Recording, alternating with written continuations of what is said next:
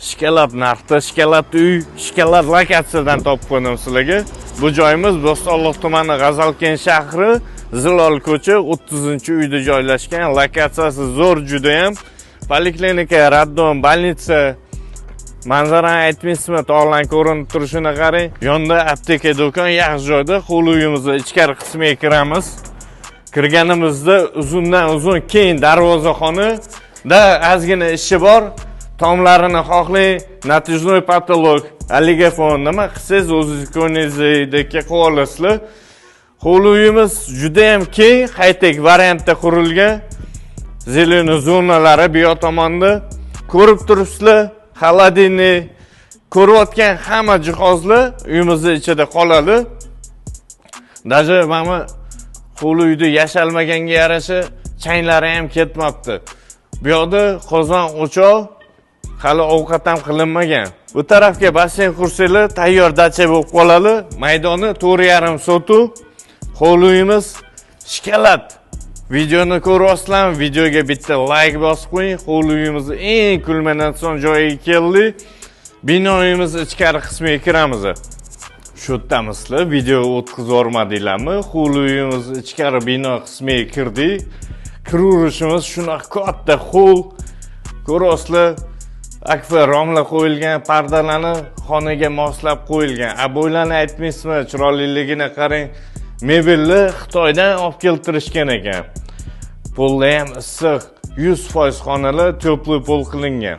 Konditsionerigacha bor ekan. Hozir video davomida bitta like bosib qo'ying. Video davomida hammasini tushuntirib o'taman. Bu xonamiz detskiy, xonalari keng-keng, baland-baland qilingan. Bitta muammosi hamma xonalarda lyustra ekan. Lyustra bilasizlar, muammo emas. Sotib olib qo'yib qo'ysanglar bo'ladi. 3 talab detskiy krevatlar qo'yilgan. Detskiy yonida sanuzelimiz, 2 talab stiralniy mashina, duh kontur, aristonlargacha bor ekan. Uyimizning ichida ko'rayotgan hamma jihozlar qoladi. Bu tomonda oshxonamiz, hol o'rnida oshxona qilib qo'yilgan. Xolodilnik, gaz plita, kuxonniy mebel, hamma betovoy texnikalar sifatlilari qo'yilgan. Oshxona yonida bitta spalniyimiz. Mebellarni qarang, odamga havas keladigan darajada mebellar qo'yilgan. Konditsioner, xonaning oynalarini qarang, kattaligini, parda, mebel, ranglari xonaga moslashtirib, chiroyli did bilan kombinatsiya qilingan ekan. Spalnidan chiqib, bu tomonda yana ikkinchi spalnimizga kirganimizda ko'ryapsizlar, xonalari keng-keng. Mebellarni aytmaysizmi? Bu xonaga ham alohida mehr berilgan. Xonaning hidlari ketmagan, egalari hali bu yerda turishmagan ekan. Kommunikatsiyadan muammo yo'q. Svet, gaz, suv, Wi-Fi, sentralniy kanalizatsiyaga bor ekan. Egalari Toshkent shaharda yashar ekan, bu yerga kelib ketgan vaqtlari bo'lmayotgan ekan, shu sababli hovli uyimiz sotilyapti. Hovli uyimizni ko'rdingiz, yangi remont qilingan, xonalari katta-katta, keng.